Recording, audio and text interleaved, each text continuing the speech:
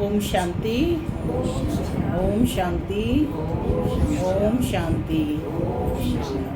आज 5 मई 2024, 5/5/24 है ना। तो आज रविवार है। रविवार को कौन सी मुरली होती है? अव्यक्त मुरली। अव्यक्त बाप दादा रिवाइज है। ये 15/11/99 की मुरली है और मुरली का शीर्षक है बाप समान बनने का सहज पुरुषार्थ क्या है? आज्ञाकारी बनो। तो आज बाबा जो है हंस मंडली के बीच में आए हुए हैं। बाबा देख रहे हैं किसमें है? होली हंसों की मंडली लगी है और ऐसे बच्चे जो ज्ञान रत्नों से खेलते हैं, जिनका उद्देश्य ही सबको सुख, शांति, प्रेम, आनंद, ज्ञान, शक्ति देना है, पवित्रता है ना। यही उनके गुण हैं और यही इन्हीं के दाता हैं। दिव्य गुणों के दाता बच्चे बने हुए हैं। यही सभी को चाहिए। या रुपया पैसा चाहिए, वो भी चाहिए, लेकिन मुख्य चीज़ जो आज बाप हमें दे रहे हैं वही हमें सबको देना है। खुद दिव्य गुणों से संपन्न बनना है और औरों को भी बनाना है। मास्टर दाता बन सबको देते जाना है। तो आज्ञाकारी बनना है, पॉजिटिव सोच रखनी है, दैवी गुणों से अपना श्रृंगार करना है।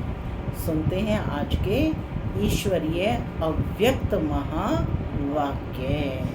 मुरली का शीर्षक है बाप समान बनने का सहज पुरुषार्थ आज्ञाकारी बनो। बाप समान बनने का सहज पुरुषार्थ आज्ञाकारी बनो। आज बाबा ने आज्ञाकारी में तीनों रूपों से आज्ञाकारी बनने का कहा है। बाप, टीचर और सतगुरु, तीनों ही रूपों से। आज बाप दादा अपने होली हंस मंडली को देख रहे हैं। हर एक बच्चा होली हंस है। सदा मन में ज्ञान रत्नों का मनन करते रहते हैं।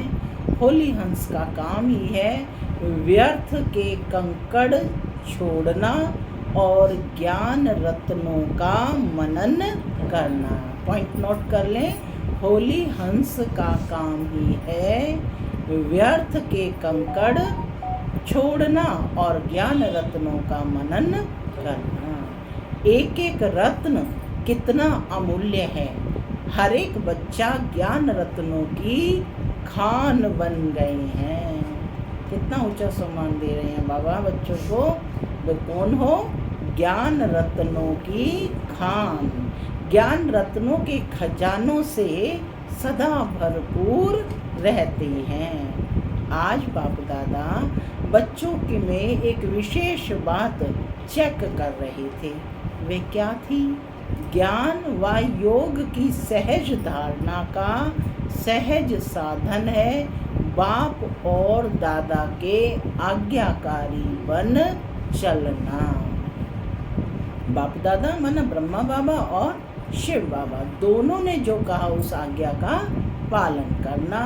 बाप के रूप में भी आज्ञाकारी, शिक्षक के रूप में भी आज्ञाकारी और सद्गुरु के रूप में भी, तीनों ही रूपों में आज्ञाकारी बनना अर्थात सहज पुरुषार्थी बनना। क्योंकि तीनों ही रूपों से बच्चों को आज्ञा मिली है। क्या आज्ञा मिली है वो बता रहे हैं। अमृत वेले से लेकर रात तक हर समय हर कर्तव्य की आज्ञा मिली हुई है। आज्ञा के प्रमाण चलते रहे तो किसी भी प्रकार की मेहनत व मुश्किल अनुभव नहीं होगी। हर समय के मनसा, संकल्प, वाणी और कर्म, मनसा, संकल्प, वाणी और कर्म तीनों ही प्रकार की आज्ञा स्पष्ट मिली हुई है। सोचने की भी आवश्यकता नहीं है कि यह करें या ना करें, यह राइट है या यह रॉन्ग है। सोचने की भी मेहनत नहीं है।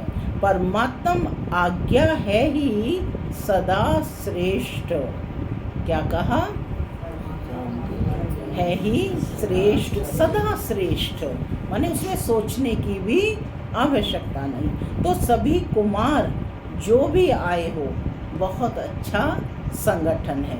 तो हर एक ने बाप का बनते ही बाप से वायदे किए हैं। जब बाप के बने हैं तो सबसे पहले कौन सा वायदा किया? कौन सा वायदा किया? कि बाबा तन मन धन जो भी है, कुमारों के पास धन तो ज़्यादा होता नहीं, फिर भी जो भी है वह सब आपका है। ये वायदा किया है ना? पूछ रहे हैं तन भी, मन भी, धन भी और संबंध भी जब आपसे, सब आपसे, यह भी वायदा पक्का किया है। जब तन मन धन सब आपका है तो मेरा क्या रहा? पूछ रहे हैं बाबा, है ना? क्या रहा? अपने आप से पूछो कि क्या मेरा क्या रहा? फिर कुछ मेरापन है क्या? पूछ रहे हैं बाबा, फिर टटोल रहे हैं कि फिर भी कुछ मेरापन है क्या? होता ही है क्या? दोबारा पूछ रहे हैं। तन मन धन जन सब बाप के हवाले कर लिया। प्रवृत्ति वालों ने किया है क्या? या अभी भी है कि मेरा बेटा, मेरा पति, मेरा पुत्र, मेरी माता? पूछ रहे हैं कि प्रवृत्ति वालों ने भी किया है क्या? देखो 4 चीजें कही हैं। कौन कौन सी? तन मन धन और जन। मधुबन वालों ने किया क्या? पक्का है ना? अरे उत्तर तो दो। जब मन भी बाप का हुआ, मेरा मन तो नहीं है ना? या मन मेरा है? नहीं है। मेरा समझकर यूज करना है क्या? जब मन बाप को दे दिया तो यह भी आपके पास अमानत है, लेकिन रहेगा तो मन आप ही के पास ना, लेकिन अब वो आपका नहीं है, अमानत है। फिर युद्ध किससे करते हो? मेरा मन परेशान है, मेरे मन में व्यर्थ संकल्प आते हैं, मेरा मन विचलित होता है। जब मेरा है नहीं, अमानत है, फिर अमानत को मेरा समझकर यूज करना, क्या यह अमानत में ख्यानत नहीं है क्या? पूछ रहे हैं बाबा। ख्यानत है ना? माया के दरवाजे हैं। कौन से हैं माया के दरवाजे? मैं और मेरा। तो तन भी आपका नहीं, फिर देह अभिमान का मैं कहाँ से आया? पूछ रहे हैं बाबा। मन भी आपका नहीं तो मेरा मेरा कहाँ से आया? तेरा है या मेरा है? क्या बाप का है या सिर्फ कहना है, करना नहीं है? करना है। कहना बाप का और मानना मेरा, यही तो करा। सिर्फ पहला वायदा बाबा कहते याद करो कि ना बॉडी कॉन्शियस की मैं है और ना मेरा। तो जो बाप की आज्ञा, तन को भी अमानत समझो। माने ये तन बाबा की सेवार्थ समर्पित कर दिया है। बाबा जाने इसको जहाँ यूज करना है यूज करे, है ना? तो तन को भी अमानत समझो, मन को भी अमानत समझो। अब दूसरे ख्यालात, व्यर्थ के ख्यालात ना है। फिर मेहनत की जरूरत ही क्या है क्या? पूछ रहे हैं बाबा। कोई की भी कमजोरी आती है तो इन 2 शब्दों से आती है। कौन से 2 शब्द हैं? मैं और मेरा। तो ना आपका तन है, ना बॉडी कॉन्शियस का मैं है। मन में जो भी संकल्प चलते हैं, अगर आज्ञाकारी हो तो बाप की आज्ञा क्या है? क्या है बाप की आज्ञा? पॉजिटिव सोचो, शुभ सोचो, शुभ भावना के संकल्प करो, फालतू संकल्प करो। यह बाप की आज्ञा है क्या? नहीं। तो जब आपका मन नहीं है फिर भी व्यर्थ संकल्प करते हो, तो जो बाप की आज्ञा को प्रैक्टिकल में नहीं लाया ना, जब व्यर्थ संकल्प करते हो तो बाप की आज्ञा को प्रैक्टिकल में नहीं लाया। सिर्फ एक शब्द याद करो कि मैं परमात्म आज्ञाकारी बच्चा हूँ। कौन हूँ मैं? परमात्म आज्ञाकारी बच्चा। बाप की यह आज्ञा है या नहीं है, वह सोचो। जो आज्ञाकारी बच्चा होता है वह सदा बाप को स्वतः ही याद होता है, स्वतः ही प्यारा होता है, स्वतः ही बाप के समीप होता है। तो चेक करो कि मैं बाप के समीप, बाप का आज्ञाकारी हूँ क्या? एक शब्द जो अमृत वेले याद कर सकते हो, मैं कौन? आज्ञाकारी हूँ या कभी आज्ञाकारी और कभी आज्ञा से किनारा करने वाला? कभी आज्ञाकारी और कभी आज्ञा से किनारा करने वाला। पूछना है अपने आप से। बाप दादा सदा कहते हैं कि मैं किसी भी रूप में अगर एक बाबा का संबंध भी याद रहे, दिल से निकले बाबा, तो समीपता का अनुभव करेंगे। तो कौन सा अनुभव करेंगे? मंत्र माफिक नहीं कहो बाबा बाबा। वह राम राम कहते हैं, आप बाबा बाबा कहते हैं, लेकिन दिल से निकले बाबा। हर कर्म करने के पहले चेक करो कि मन के लिए, तन के लिए व धन के लिए बाबा की आज्ञा क्या है। कुमारों के पास चाहे कितना भी थोड़ा सा धन है, लेकिन जैसे बाप ने आज्ञा दी है कि धन का पोता मेल किस प्रकार से रखो, वैसे रखा है क्या? या जैसे आता वैसे चलाते? हर एक कुमार को धन का भी पोता मेल रखना चाहिए। धन को कहाँ और कैसे यूज करना है, मन को भी कहाँ और कैसे यूज करना है, तन को भी कहाँ लगाना है, ये सब पोता मेल होना चाहिए।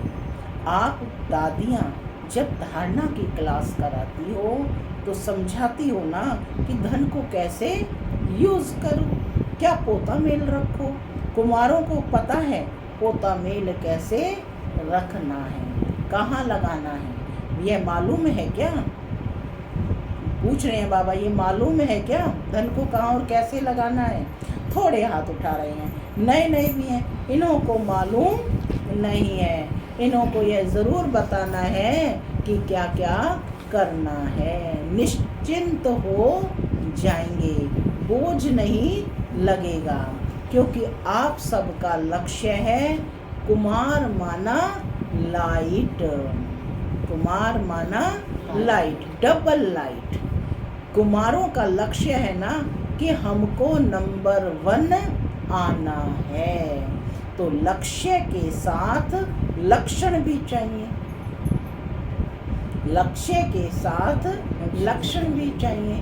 लक्ष्य बहुत ऊंचा हो और लक्षण नहीं हो तो लक्ष्य तक पहुंचना मुश्किल है। इसलिए जो बाप की आज्ञा है उसको सदा बुद्धि में रख, फिर कार्य में लाओ। बाप दादा ने पहले भी समझाया है कि ब्राह्मण जीवन के मुख्य खजाने हैं। कौन कौन से मुख्य खजाने ब्राह्मण जीवन के? ब्राह्मण जीवन के मुख्य खजाने कौन कौन से हैं? संकल्प, समय और श्वास। आपके श्वास भी बहुत अमूल्य हैं। एक श्वास भी कॉमन नहीं हो, व्यर्थ नहीं हो।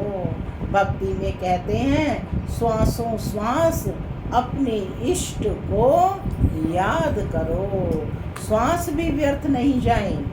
ज्ञान का खजाना, शक्तियों का खजाना, गुणों का खजाना ये तो है ही, लेकिन मुख्य ये तीनों खजाने कौन कौन से? संकल्प, समय और श्वास, अर्थात आज्ञा प्रमाण सफल होते हैं। ये तीनों खजाने संकल्प, श्वास और समय आज्ञा प्रमाण सफल होते हैं क्या? पूछ रहे हैं बाबा। व्यर्थ तो नहीं जाते हैं क्या? क्योंकि व्यर्थ जाने से जमा नहीं होता है। माने हम अपना टाइम वेस्ट कर रहे हैं, व्यर्थ की बातें मन में रख रहे हैं, तो उससे क्या हुआ? जमा हुआ क्या खाता? क्या होगा? तो बाबा कहते और जमा का खाता इस संगम पर ही जमा करना है। चाहे सतयुग चाहे त्रेता में श्रेष्ठ पद प्राप्त करना है, चाहे द्वापर कलयुग में पूज्य पद पाना है, लेकिन दोनों का जमा इस संगम पर ही करना है। इस हिसाब से सोचो कि संगम समय की जीवन के छोटे से जन्म के संकल्प, समय, श्वास कितने अमूल्य हैं। इसमें अलबेला नहीं बनना है। जैसा आया वैसे दिन बीत गया, दिन बीता नहीं, लेकिन एक दिन में बहुत बहुत गंवाया। यानी जैसा चल रहा है वैसे चलने दो। तो बाबा ने कहा कि तो क्या हुआ? एक दिन में बहुत गंवाया। जब भी कोई फालतू संकल्प, फालतू समय आप जाता है तो ऐसे नहीं समझो कि चलो 5 मिनट गया, बचाओ। समय अनुसार देखो प्रकृति अपने कार्य में कितनी तीव्र है। कुछ ना कुछ खेल दिखाती रहती है, कहाँ ना कहाँ खेल दिखाती रहती है, लेकिन प्रकृतिपति ब्राह्मण बच्चों का खेल एक ही है। कौन सा खेल है प्रकृतिपति ब्राह्मणों का खेल? उड़ती कला का। तो प्रकृति तो खेल दिखाती है, लेकिन ब्राह्मण अपने उड़ती कला का खेल दिखा रहे हो क्या? पूछ रहे हैं बाबा। प्रकृति अपना खेल दिखा रही है, ब्राह्मण अपने खेल दिखा रहे हैं क्या? पूछो। कोई बच्चे ने बाप दादा को उड़ीसा के समुद्री तूफान की रिजल्ट लिख कर दी। उस समय उड़ीसा में तूफान आया होगा, यह हुआ, तो वह प्रकृति का खेल तो बाबा कह रहे हैं देख लिया। लेकिन बाप दादा पूछते हैं कि आप लोगों ने सिर्फ प्रकृति का खेल देखा या अपनी उड़ती कला के खेल में बिजी रहे? क्या रहा? आप लोगों ने सिर्फ अपना खेल देखा या प्रकृति के अपने उड़ती कला के खेल में बिजी रहे? क्या देखा? पूछ रहे हैं, बताओ। कोई बिजी नहीं रहे या सिर्फ समाचार सुनते रहे? समाचार तो सब सुनना भी पड़ता है, परंतु जितना समाचार सुनने में इंटरेस्ट रहता है उतना अपनी उड़ती कला की बाजी में रहने का इंटरेस्ट रहा क्या? पूछ रहे हैं, इंटरेस्ट रहा क्या? कई बच्चे गुप्त योगी भी हैं। ऐसे गुप्त योगी बच्चों को बाप दादा की मदद भी बहुत मिलती है और मिली है। और ऐसे बच्चे स्वयं भी अचल साक्षी रहे और वायुमंडल में भी समय पर सहयोग दिया। जैसे स्थूल सहयोग देने वाले चाहे गवर्नमेंट चाहे आसपास के लोग सहयोग देने के लिए तैयार हो जाते हैं, ऐसे ब्राह्मण आत्माओं में भी अपना सहयोग, शांति, शक्ति है ना, शक्ति शांति देने का, सुख देने का, प्रेम देने का जो ईश्वरीय श्रेष्ठ कार्य है वह किया क्या? क्या कार्य है आपका? सुख देना, शांति देना, सहयोग देना। तो पूछ रहे हैं जो ईश्वरीय श्रेष्ठ कार्य है वह किया क्या? जैसे वह गवर्नमेंट ने यह किया, माने उड़ीसा में ये हुआ, हाँ, तो फलाने देश ने ये किया, फौरन ही अनाउंसमेंट करने लग जाते हैं। तो बाप दादा पूछते हैं कि आप ब्राह्मणों ने भी अपना ये कार्य किया क्या? उन रोती बिलखती आत्माओं के प्रति शांति के, सहयोग के, सुख के, प्रेम के वाइब्रेशंस दिए क्या? आपको भी अलर्ट होना चाहिए। स्थूल सहयोग देना ये भी आवश्यक है, माने जो सामग्री की उनको आवश्यकता है ना, कपड़े, रोटी, हैं जो भी है, भोजन, उनके सब पैकेट्स भेजे जाते हैं ऐसे समय में। तो बाबा कहते हैं स्थूल सहयोग देना ये भी आवश्यक होता है। इसमें बाप दादा मना नहीं करते हैं, लेकिन जो ब्राह्मण आत्माओं का विशेष कार्य है, जो और कोई सहयोग नहीं दे सकता है, ऐसा सहयोग अलर्ट होकर के आपने दिया क्या? पूछ रहे हैं, दिया क्या? ये तो आपको पता ही है, कहीं भी कुछ होता है तो ब्रह्मा कुमारी संस्था सबसे पहले सहयोग देती है ना? योग का भी सहयोग और स्थूल सहयोग भी। तो देना है ना, बाबा कह रहे हैं देना है ना, या सिर्फ उन्हों को वस्त्र चाहिए, अनाज चाहिए, लेकिन पहले तो मन में शांति चाहिए, सामना करने की शक्ति चाहिए। जिनके पूरे के पूरे घर चले गए हैं, बेघर हो गए हैं, तो उन्हें क्या चाहिए? वस्त्र से भी, अनाज से भी पहले उन्हें क्या चाहिए? मन की शांति चाहिए, सामना करने, माने उस परिस्थिति का सामना करने की शक्ति चाहिए। तो स्थूल के साथ अब ब्राह्मणों का क्या कर्तव्य है, बाबा वो बता रहे हैं कि स्थूल के साथ सूक्ष्म सहयोग ब्राह्मण ही दे सकते हैं और कोई नहीं दे सकता। तो यह कुछ भी नहीं है, यह तो रिहर्सल है। बाबा ने कहा उस समय जो बाढ़ आई तो यह तो एक रिहर्सल है, रियल तो आने वाला है, उसकी रिहर्सल आपको भी बाप या समय करा रहा है। तो जो शक्तियाँ, जो खजाने आपके पास हैं, उसको समय पर यूज़ करना आता है क्या? कुमार क्या करेंगे? पूछ रहे हैं बाबा। शक्तियाँ जमा है क्या? शांति जमा है क्या? यूज़ करना आता है क्या? हाथ तो बहुत अच्छा उठाते हैं, यहाँ तो हाथ ही नहीं उठा रहे हैं। अभी प्रैक्टिकल में करके दिखाना है, साक्षी होकर देखना भी है, सुनना भी है और सहयोग भी देना है। सहयोग देना है, देना भी है। बाबा ने कहा आखिरी रियल जब पार्ट बजेगा उसमें साक्षी और निर्भय होकर देखें भी और पार्ट भी बजाओ। माने जो हो रहा है, चाहे कहीं युद्ध हो रहा है, कुछ भी हो रहा है, तो बाढ़ आ रही है, भूस्खलन हो रहे हैं, भूकंप आ रहा है ना, तो कितनी आत्माओं को पीड़ा होती है।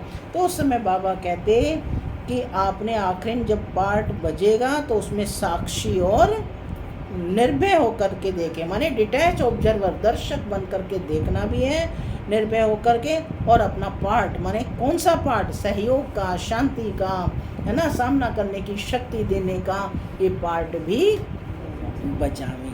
कौन सा पार्ट? दाता के बच्चे दाता बन, जो आत्माओं को चाहिए वह देते रहें। तो मास्टर दाता है ना। कौन हो?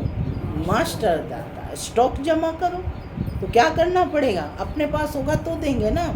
स्टॉक जमा करो, जितना स्टॉक अपने पास होगा उतना ही दाता बन सकेंगे। अंत तक अपने लिए ही जमा करते रहेंगे तो दाता नहीं बन सकेंगे। अनेक जन्म जो श्रेष्ठ पद पाना है वह प्राप्त नहीं कर सकते हैं। माने अपनी चेकिंग करो, बाबा ये सावधानी दे रहे हैं कि इतना जमा किया है कि अनेक जन्मों तक चल सके और औरों को बांट भी सकें। तो अनेक जन्म जो श्रेष्ठ पद पाना है वह प्राप्त नहीं कर सकते। इसलिए एक बात तो अपने पास स्टॉक जमा करो। अब स्टॉक किसका? शुभ कामना, शुभ भावना, श्रेष्ठ कामना का भंडार। शुभ भावना, श्रेष्ठ कामना का भंडार सदा भरपूर हो। दूसरा, जो विशेष शक्तियां हैं, नोट कर लो पॉइंट, जो विशेष शक्तियां हैं वह शक्तियां जिस समय जिसको जो चाहिए वह दे सकें। जैसे सहनशीलता की शक्ति, सामना करने की शक्ति, समाने की शक्ति, धैर्यता, साहस, है ना। तो ये सब बाबा क्या कह रहे हैं कि जिस समय जिसको जो आवश्यकता हो वो आप दे सकें। अभी समय अनुसार सिर्फ अपने पुरुषार्थ में संकल्प और समय दो। अभी क्या करना है, अपने पुरुषार्थ में संकल्प माने खुद को समर्थ बनाओ, समय दो, साथ साथ दाता बन विश्व को भी सहयोग दो। अपना पुरुषार्थ तो सुनाया ना, अमृत वेले ही यह सोचो कि मैं आज्ञाकारी बच्चा हूँ। हर कर्म के लिए आज्ञा मिली हुई है, उठने की, सोने की, खाने की, कर्म योगी बनने की, माने दिन भर कार्य व्यवहार में कैसे रहना है वह भी आज्ञा मिली हुई। हर कर्म की आज्ञा मिली हुई है। आज्ञाकारी बनना यही बाप समान बनना है। बस श्रीमत पर चलना, ना मनमत ना परमत। एडिशन नहीं हो, कभी मनमत पर और कभी परमत पर चलेंगे तो बाबा कहते मेहनत करनी पड़ेगी, सहज नहीं होगा, क्योंकि मनमत परमत उड़ने नहीं देगी। मनमत परमत बोझ वाली है और बोझ उड़ने नहीं देगा। जिसके सर पर बोझ होगा वो उड़ने देगा नहीं ना। श्रीमत डबल लाइट बनाती है। श्रीमत पर चलना अर्थात सहज बाप समान बनना। श्रीमत पर चलने वाले को कोई भी परिस्थिति नीचे नहीं ले आ सकती। तो श्रीमत पर चलना आता है क्या, पूछ रहे हैं बाबा। आता है, बाबा ने कहा और हमने चला। अच्छा, तो कुमार अभी क्या करेंगे, पूछ रहे हैं। निमंत्रण मिला, स्पेशल खातरी हुई, देखो कितने लाडले हो गए हैं। उस समय कुमारों का ग्रुप आया हुआ था, तो बाबा ने उनको पूछा कि तुम्हें निमंत्रण मिला, स्पेशल खातरी हुई तुम्हारी, है ना, देखो कितने लाडले हो गए हो। तो अभी आगे क्या करेंगे, रिस्पॉन्ड देंगे या वहाँ गए तो वहाँ के और यहाँ आए तो यहाँ के, पूछ रहे हैं बाबा क्या करोगे। ऐसे तो नहीं है ना, यहाँ तो बहुत मज़े में हो, माया के वार से बचे हुए हो। ऐसा कोई है क्या जिसको यहाँ मधुबन में भी माया आई हो। ऐसा कोई है जिसको मधुबन में भी मेहनत करनी पड़ी हो क्या। सेफ हो, अच्छा है, बाप दादा भी खुश होते हैं। समय आएगा जब यूथ ग्रुप पर गवर्नमेंट का भी अटेंशन जाएगा, लेकिन तब जाएगा जब आप विघ्न विनाशक बन जाओ। तो आज गवर्नमेंट देख रही है ना, हर कार्य में अपना सहयोगी बना रही है। विघ्न विनाशक किसका नाम है, किसका नाम है, आप लोगों का है ना। विघ्नों की हिम्मत नहीं हो जो कोई कुमार का सामना करे, तब कहेंगे विघ्न विनाशक। विघ्न ही की हार भले हो लेकिन वार नहीं करे। विघ्न विनाशक बनने की हिम्मत है क्या, या वहाँ जाकर पत्र लिखेंगे कि दादी बहुत अच्छा था लेकिन पता नहीं क्या हो गया, ऐसे तो नहीं लिखेंगे। हाँ, यही खुशखबरी लिखो। क्या खुशखबरी लिखो, ओके, है ना। बाबा दादी कहती 2 शब्दों में ही लिखो, यही खुशखबरी लिखो, ओके, वेरी गुड, विघ्न विनाशक हूँ। बस एक अक्षर लिखो, ज़्यादा लंबा पत्र नहीं, ओके। क्या लिखना है, ओके। अच्छा, मधुबन की भी विशेषता बाप दादा के पास पहुंच गई है। मधुबन वालों ने अपने चार्ट भेजे हैं, चार्ट लिख लिख करके पहले वहीं पर सब भेजा जाता था। बाप दादा के पास पहुँचे हैं। बाप दादा सभी बच्चों को आज्ञा मानने वाले आज्ञाकारी बच्चों की मदद नज़र से देखते हैं। विशेष कार्य मिला और एवर रेडी बन किया, इसकी विशेष मुबारक बाप दादा दे रहे हैं। अच्छा, हर एक ने अपना स्पष्ट लिखा। अब दादी से, आप भी रिजल्ट देखकर क्लास कराना। अपनी अवस्था का चार्ट लिखा है? बाप दादा तो मुबारक दे ही रहे हैं। सच्ची दिल पर साहिब राजी होता है। पहले क्लासेस में भी सबके चार्ट मंगाए जाते थे, रोज फिल करना होता था, है ना। अच्छा, पूरी मुरली का सार है। चारों ओर के बाप दादा के आज्ञाकारी बच्चों को, सदा विघ्न विनाशक बच्चों को, सदा श्रीमत पर चल सहज चलने वाले, मेहनत से मुक्त रहने वाले, सदा मौज में उड़ने और उड़ाने वाले, सर्व खजानों के भंडार से भरपूर रहने वाले, ऐसे बाप के समीप और समान रहने वाले बच्चों को बहुत बहुत याद, प्यार और नमस्ते। कुमारों को भी विशेष अथक और एवर रेडी, सदा उड़ती कला में उड़ने वालों को बाप दादा का विशेष याद, प्यार और नमस्ते। हम बच्चों की भी बाप दादा को याद, प्यार, गुड मॉर्निंग और नमस्ते नमस्ते सदा रहो। बाप दादा ने डायमंड हॉल में बैठे हुए सभी भाई बहनों को दृष्टि देने के लिए हॉल का एक चक्कर लगाया।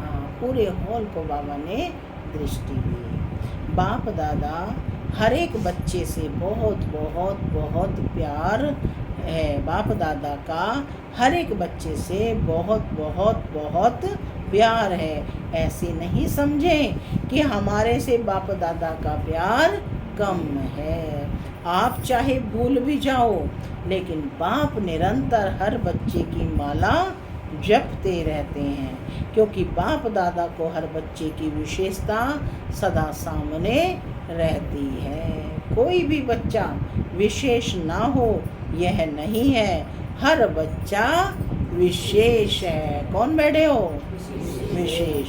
आप कभी एक बच्चे को भी बाप कभी एक बच्चे को भी भूलता नहीं है ना। कभी बाप भूल सकता है बच्चे को?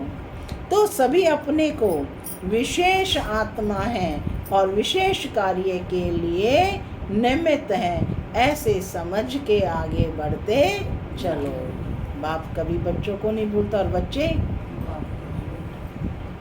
अच्छा, आज का वरदान है, सदा रूहानी स्थिति में रहे, सदा रूहानी स्थिति में रहे, दूसरों की भी रूह को देखने वाले, सदा रूहानी स्थिति में रहे, दूसरों की भी रूह को देखने वाले, रूहानी रूहे गुलाब भव।